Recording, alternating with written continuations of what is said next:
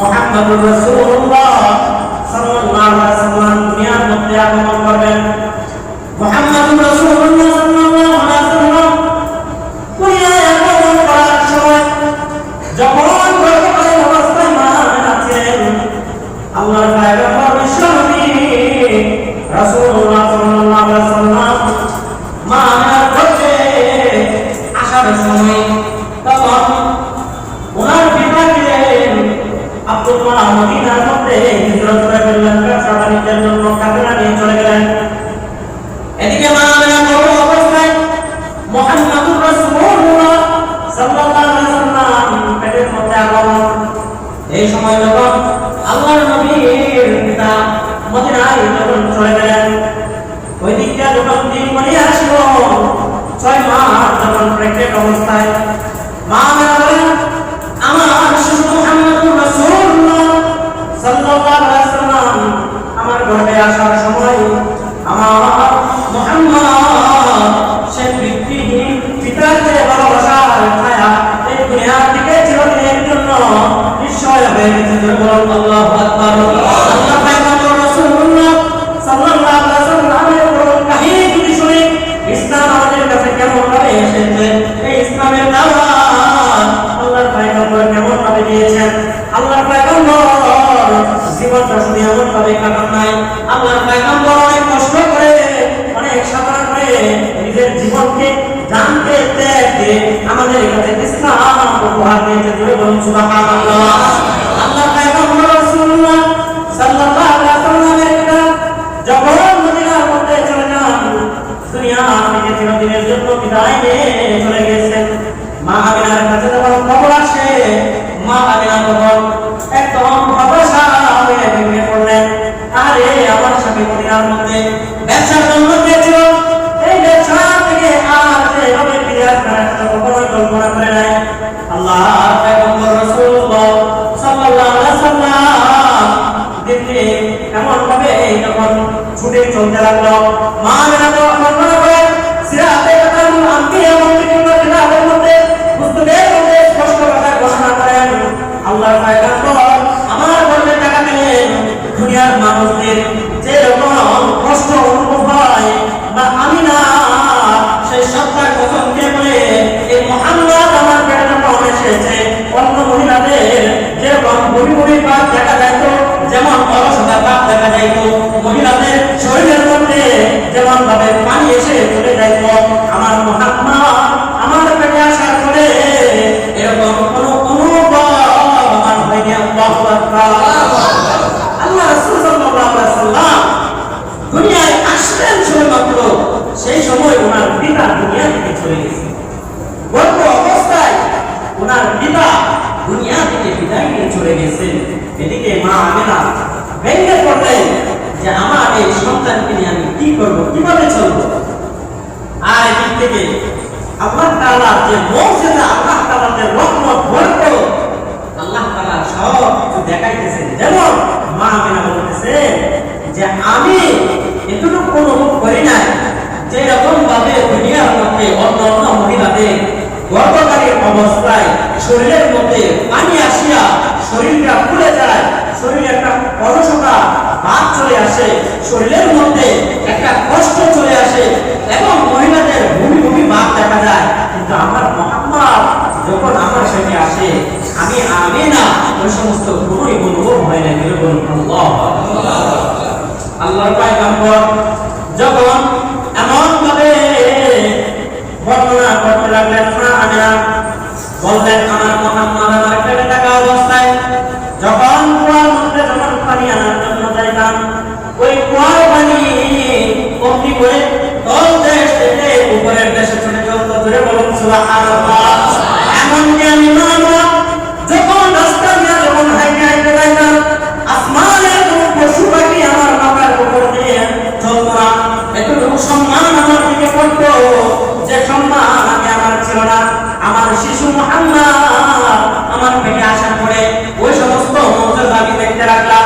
আসমানের দিকে পাখিগুলো একটা ছায়া আমি স্পষ্ট ভাষায় দেখতাম, আয় পরিষ্কার ভাবে দেখা যাইতো। আসমানের মধ্যে আমি যেদিক দিয়ে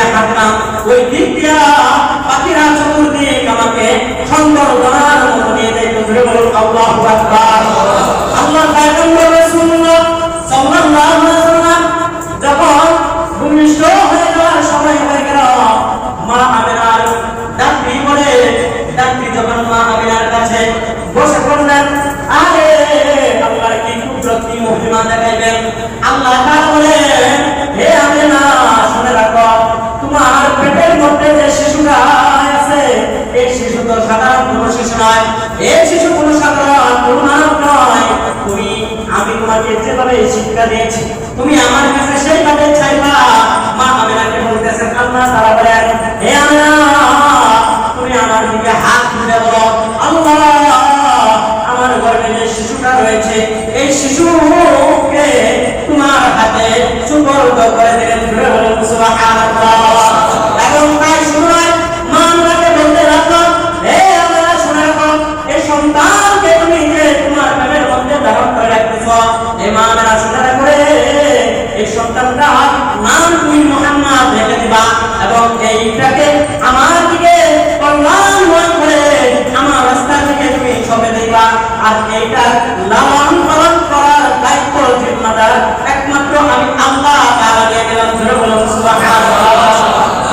আল্লাহর পয়গম্বর রাসূলুল্লাহ সাল্লাল্লাহু আলাইহি ওয়াসাল্লাম দুনিয়ার আসার সময় হয়ে গেল। চতুর্দিক আকাশের মধ্যে মেঘাচ্ছন্ন হইতে লাগলো। এমন সময় যখন দুনিয়ার মধ্যে আগমন করবে, আহারে ওনার চাচা বলতে লাগলেন, আসমানের দিকে তাকাইয়া দেখি চন্দ্র যেন ছুটে চলে আসমান থেকে চিরে আমার ঘরের সঙ্গে সঙ্গে চলে আসবে। বলুন আল্লাহু আকবার। ওনার এমন ভাবে বর্ণনা করেন, শুধু উপায় নয়, রাত্রি যে মুহাম্মাদের জন্য অপেক্ষা করতেছিল, রাত্রি যখন তার দিকে ফিরাইয়া যখন অপেক্ষা করতেছিল, মান দিকে চাইয়া দেখে মুহাম্মদ দুনিয়ার মধ্যে আগমন করলো। শুধু সাধারণ বেশে নয়, এই মুহাম্মদ সঙ্গে সঙ্গে জমিনের মধ্যে আল্লাহ তাআলার সাক্ষাৎ অবস্থায় চলে এসেছেন। আল্লাহু আকবার। আল্লাহ রাসূল যখন দুনিয়ার মধ্যে আসবেন, মুজিজা শুরু হতে লাগলো। সুবহানাল্লাহ। মা আমিনা বলে, আমি যখন পানি আনার জন্য কুয়ার মধ্যে বালতি পালাইতাম, ওই পানিটা কোন দেশ থেকে অগ্নি করে আমার জন্য উপরে একদম উস্কে যেত। আমি সাধারণ একদম কষ্টহীন আমি ওই পানি আবার বাসায় নিয়ে আসলাম।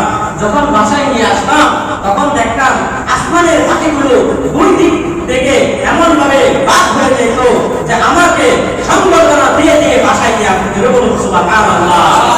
আমিনা বলে যে শুধু তাই নয়, সবকে আমাকে বলে, আল্লাহ তাআলা স্বয়ং আমাকে সবকে বলতেছে, হে আমিনা তোমার গর্ভে যে সন্তানটা রয়েছে, এটা কোনো সাধারণ কোনো সন্তান নয়। তুমি ভেঙে পড়ো না, তুমি নিরাশ হয়ো না, তুমি কোনো চিন্তা করো না। এই সন্তান যখন প্রসব হইবে, এই সন্তানের নাম রাখবা তুমি মুহাম্মদ। বলুন সুবহানাল্লাহ। এই সন্তানকে তুমি আমার দিকে, আমার উপর তুমি ছেড়ে দিবা, আমার উপর স্পর্শ করে ছেড়ে দিবা। আমি এটা যত জিম্মাদার আছে, আমি আল্লাহ তাআলা, আমি আমার মাহবুবে প্যারা রাসূলুল্লাহ সাল্লাল্লাহু আলাইহি ওয়াসাল্লামের সব কিছু দায়ভার নিয়ে নিলাম। সুবহানাল্লাহ। আল্লাহর পয়গম্বর যখন দুনিয়ার মধ্যে আসলেন, ওই আরবের মদিনার যুগের মধ্যে এমন একটা যুগ ছিল যেখানে তাদের এক এলাকা থেকে অন্য এলাকার মধ্যে সন্তানদেরকে দুধ পান করার জন্য পাঠাইয়া দিত। আল্লাহর পয়গম্বরকে যখন একই অবস্থায়, তাদের রীতি অবস্থায় মুহাম্মদুর রাসূলুল্লাহ সাল্লাল্লাহু আলাইহি ওয়াসাল্লামকে যখন পাঠানোর জন্য যখন এমন ভাবে মহিলা খুঁজতে লাগলো, আল্লাহর কুদরত, আল্লাহর মহিমা, নিদর্শন সব কিছু একের এক দেখাইবেন। এদিকে মুহাম্মদুর রাসূলুল্লাহ ছিলেন অসহায় এতিম। সবাই যখন দুধ পুষ্য শিশুদেরকে নেওয়ার জন্য যখন মদিনায় আসলেন, সব শিশুদেরকে নিয়ে যেত, কিন্তু আমার নবী মুহাম্মদুর রাসূলুল্লাহ সাল্লাল্লাহু আলাইহি ওয়াসাল্লামকে কেউ নিতেন না। কেননা সবাই বলতেন, এটা এতিম শিশু না শিশু, এই শিশুকে যদি আমি দুধ পান করাই, এই শিশুকে যদি আমি লালন পালন করাই, এই শিশু থেকে আমি তেমন কোনো অর্থ পাবো না, আমি তেমন কিছুই টাকা পাবো না। এদিক দিয়ে যখন সব শিশুরা যখন নিয়ে যখন আবার চলে গেল মদিনা থেকে, ওইদিকে আল্লাহ তাআলা নিদর্শন অবস্থায়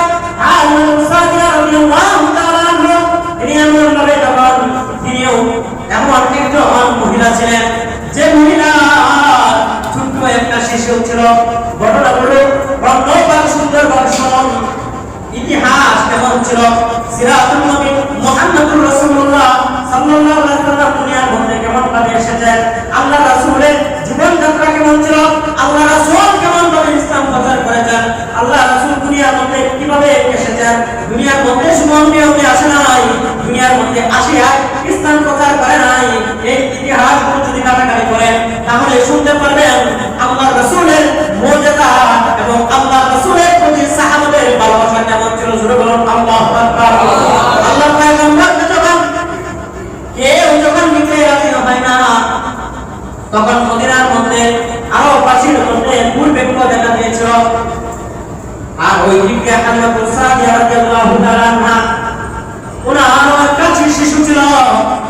ওই শিশু মা হালিমা এমন তার বুকের মধ্যে দুধ ছিল যে দুধটুকু তার সন্তানকেও পান করাইয়া তৃপ্তি দিতে পারত না। আর ওই দিক দিয়া মুহাম্মদ এতিম থাকার কারণে কোন ব্যক্তি মুহাম্মদকে নিতে চাচ্ছে না।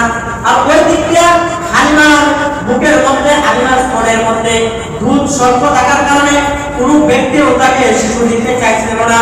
ওই দিক দিয়া তো আল্লাহ তাআলার কারিশমা, আল্লাহ তাআলার মুজিজা। আরে হালিমাতুস সাদিয়া রাদিয়াল্লাহু তাআলা আনহা বলেন, ও স্বামী শুনে রাখো, আমরা যে এই মদিনার মধ্যে আসলাম, আমাদের তো তেমন পরিমাণ খাবারও নাই, আমাদেরকে কোনো ব্যক্তিও শিশু দিচ্ছে না। আরে স্বামী শুনে রাখো, আমাদেরকে যেহেতু কোনো ব্যক্তি স্বামী আমাদেরকে কেউ তো শিশু দিচ্ছে না, তাহলে আমাদের করণীয় কি? স্বামী বলতে রাখলো, এই মদিনার মধ্যে যেহেতু এই এতিম শিশুকে কেউ নিচ্ছে না, এই হালিমা শুনে রাখো, এই শিশুটাকে আমাদের সঙ্গে নিয়ে নিয়ে জোরে বলুন সুবহানাল্লাহ। কথাটা বুঝে ওই দিক দিয়ে এতে অসহায় মুহাম্মদুর রাসূলুল্লাহ সাল্লাল্লাহু আলাইহি ওয়াসাল্লাম কেউ মুহাম্মদকেও নিচ্ছে না।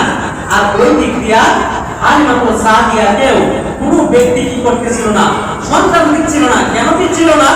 যে ওনার এত স্বল্প পরিমাণ দুধ, যেখানে যে ব্যক্তি শিশু দিবে তার নিজের শিশুটাকে খাওয়াইতে পারে না, আবার আমার সন্তানকে কিভাবে দিবে?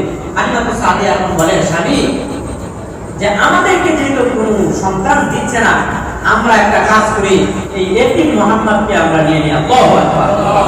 এতিম মুহাম্মদকে যখন আমরা নিয়ে নিব, তাহলে আমরা খালি হাতে ফিরে যাব না।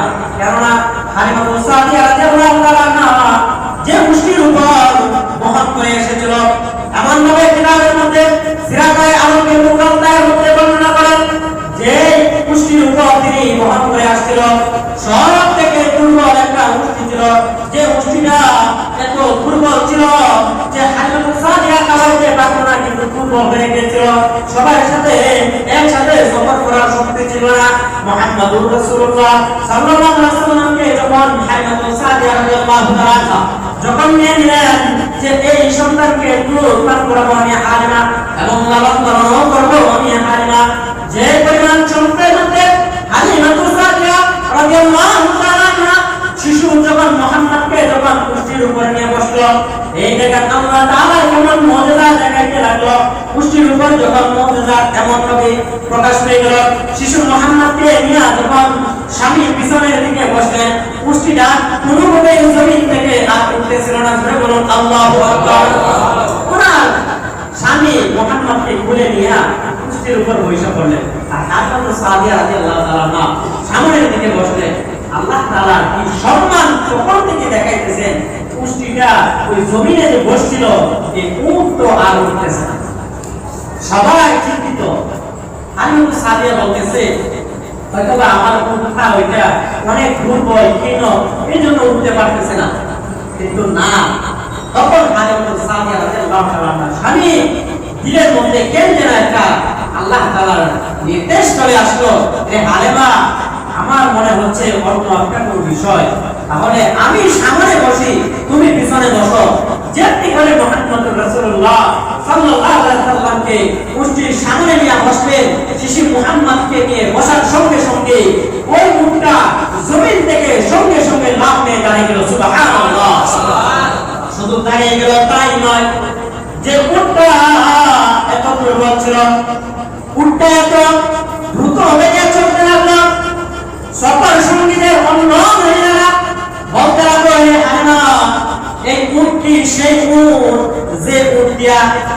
সাথে এই মদিনার মধ্যে আসছিলা, যে মুখ দিয়ে তুমি আসছিলা, রাস্তার মধ্যে আমরা আয়েশা তোমার জন্য অপেক্ষা করতাম।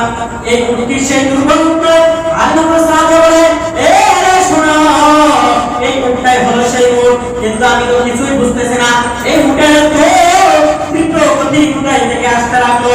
কিন্তু আল্লাহ তাআলা ফেরেশতাদেরকে বলতে লাগলেন, এ উট দ্রুত গতিতে চলো, যে উট তোমার উপর সওয়ার হচ্ছে সে হলো এই মানব জাতির কল্যাণময়, এই মানব জাতির রাহবার মুহাম্মদুর রাসূলুল্লাহ।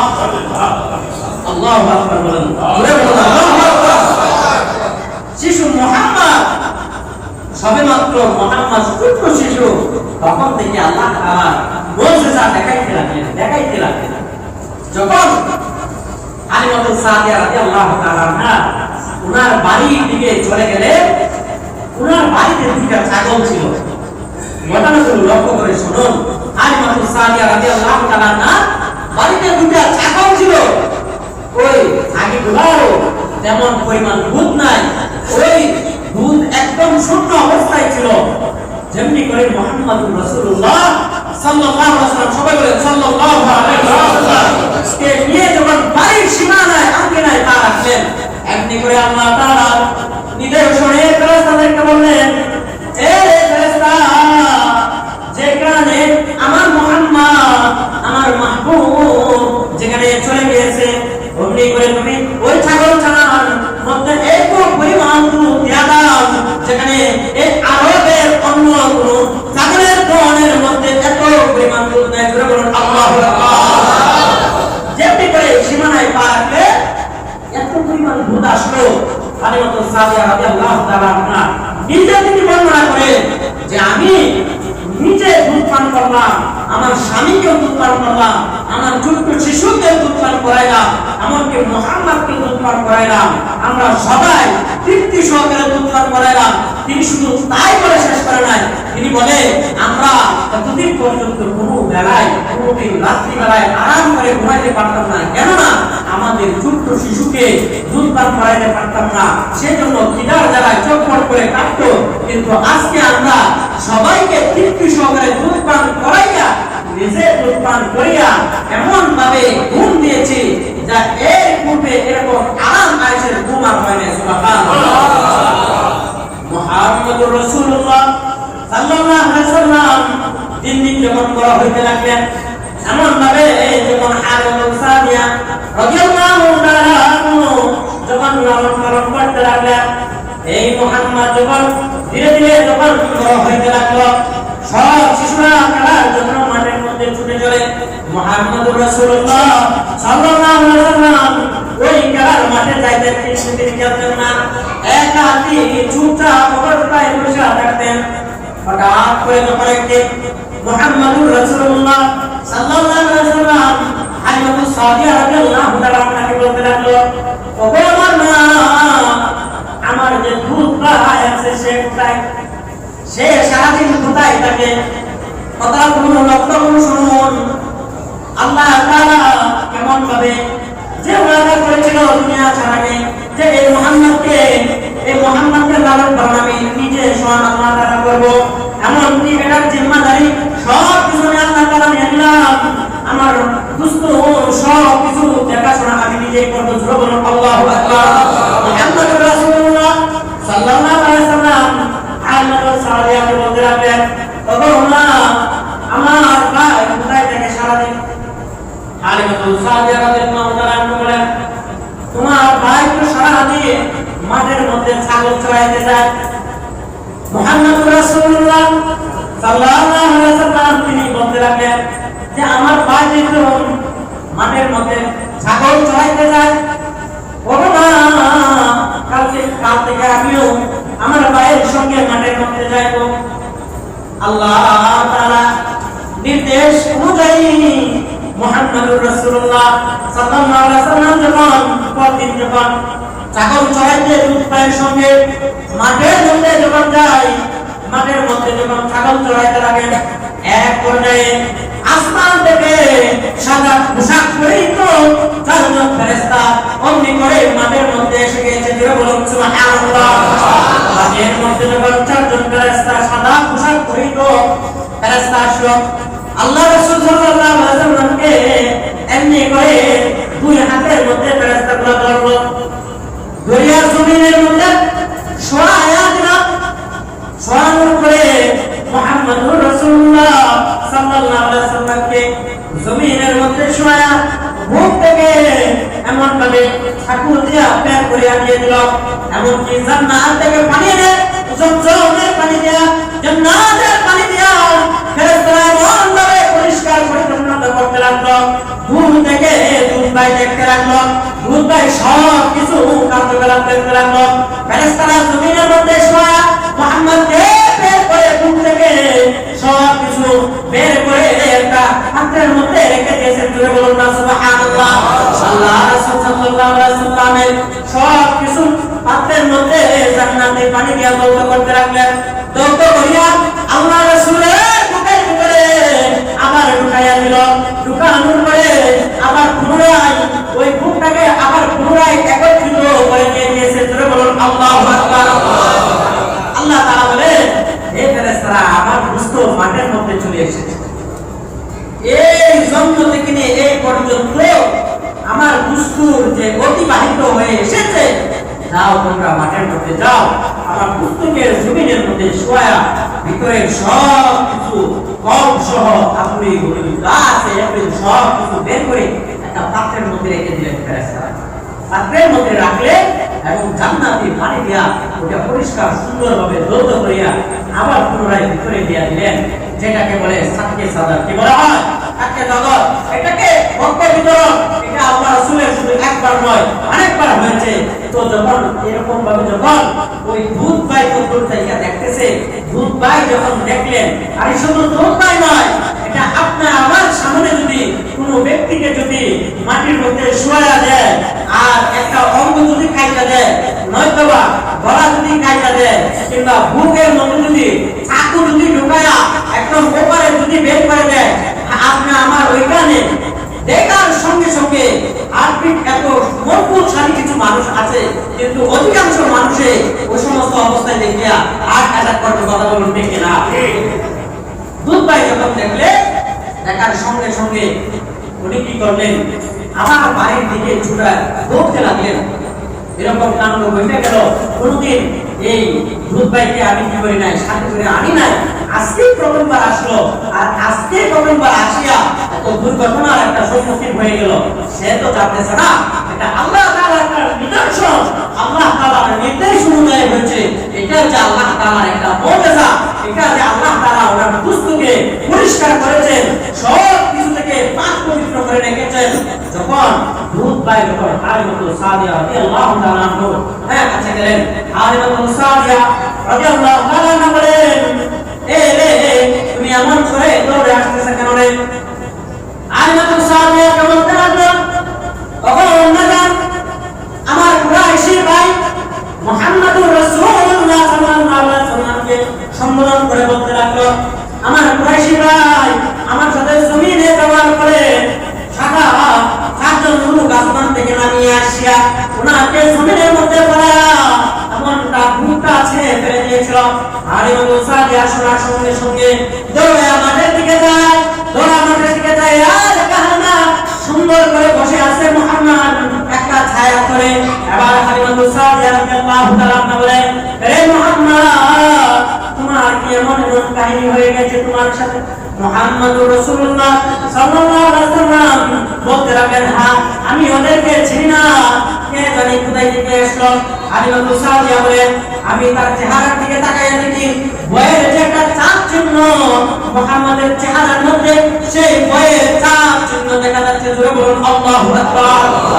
হালিমাতুল সাদিয়া বলে গিয়ে দেখে যে মুহাম্মদ এক জায়গায় বসে আছে, চুপচাপ বসে। তখন হালিমাতুল সাদিয়া বলে, বাবা তোমাকে কি করেছে? তখন মুহাম্মদুর রাসূলুল্লাহ সাল্লাল্লাহু আলাইহি ওয়াসাল্লাম বলে, সাদা পোশাক পরিহিত একজন মানুষ আসিয়া আমাকে জমিনের মধ্যে শোয়া দিয়েছে, আর আমি কিছু জানি না। হালিমাতুল সাদিয়া বলতে লাগেন যে আমিও মুহাম্মদের চেহারার দিকে তাকাইয়া দেখি যে ভয়ের যে একটা ছাপ, ভয়ের যে একটা চেহারা, ওই ভয়ের ছাপ চিহ্ন তার চেহারার মধ্যে ভাসতেছে। তখন মুহাম্মদকে সঙ্গে করিয়া অমনি করে কি করলো, হালিমাতুস সাদিয়া বাড়িতে নিয়ে গেল। হালিমাতুস সাদিয়া যখন বাড়িতে নিয়ে গেলেন, কেননা হালিমাতুস সাদিয়া তো অন্যের শিশু এনেছে লালন পালন করার জন্য, কিন্তু তারা এখনো বুঝতে পারতেছে না যে এই শিশু কে আর এই শিশু এত বরকত কেন। হ্যাঁ, যখন হালিমাতুস সাদিয়া রাদিয়াল্লাহু তাআলা এই ঘটনার সম্মুখীন হয়ে গেলেন, হালিমাতুস সাদিয়া রাদিয়াল্লাহু তাআলা মদিনায় ছুটে চলে গেল। ওই মুহাম্মদকে নিয়ে ওনার মার কাছে যাওয়ার জন্য যখন বলতে লাগলো, হে মুহাম্মদ এই চলে নিয়ে যাও। যখন এমন ভাবে যখন নিয়ে যায়, আরবের সব মহিলাদের সন্তানগুলো ফিরে দেয়। হালিমাতুস সাদিয়া রাদিয়াল্লাহু তাআলা যখন এমন ভাবে যখন নিয়ে গেল, হালিমাতুস সাদিয়া ওই সমস্ত কথা শুনিয়া মা আমিনা বলতে লাগলো, এ হালিমা শোনো, তুমি আমার মুহাম্মাদের এই সামান্য ঘটনা তুমি দেখিয়া তুমি ভয় পেয়ে গেলা, আমার কাছে তুমি নিয়ে আসে গেলা।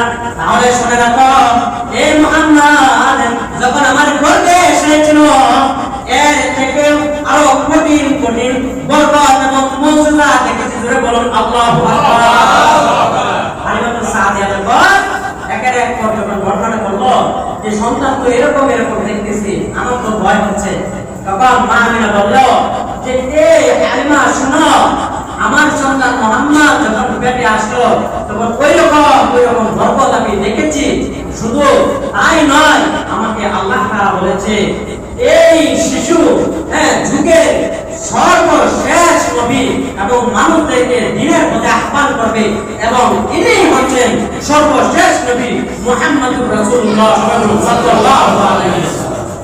তখন হালিমাতুস সাদিয়া রাদিয়াল্লাহু তাআলা একদম চমকে গেলেন, বললেন যে এই বরকতময় শিশু, এই জন্য এত বরকত, দিন দিন বরকত প্রকাশ পাচ্ছিল, দিন দিন প্রকাশ পাচ্ছিল, কিন্তু আমি হালিমা তো বুঝতে পারি নাই।